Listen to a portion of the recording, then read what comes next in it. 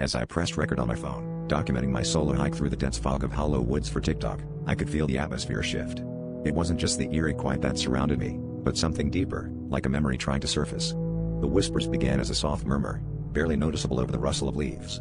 But then, they grew louder, and I realized they were speaking directly to me, recounting moments from my past that I had never shared with anyone, moments I had almost forgotten myself. I paused, a chill creeping down my spine. How could the trees possibly know about the time I got lost in the mall as a child or the secret tears I shed when my grandmother passed away? Determined to capture everything, I pushed forward, each step feeling heavier than the last. The fog was thicker now, swirling around me as if it were alive. My followers were loving the mysterious atmosphere, commenting eagerly as I posted short clips. But there was something unsettling about the whispers. They were no longer just recounting memories, they started predicting events that hadn't happened yet. "You will find the tree," they said, in a voice that seemed to come from everywhere and nowhere. My heart pounded in my chest as I scanned the surrounding woods for any sign of this prophetic tree, feeling a strange compulsion to find it.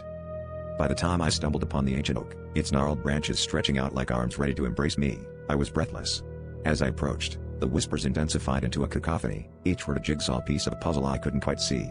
The bark was smooth and cold under my fingers, and as I traced its patterns, I saw them, carvings etched deep into the wood, names and dates that matched the moments the whispers had recounted. My name was there too, alongside a date that hadn't yet passed.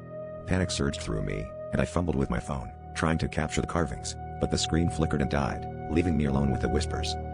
In the final moments, the fog seemed to thicken, swallowing the light and leaving only darkness. The trees whispered one last thing, a cryptic warning or perhaps a promise.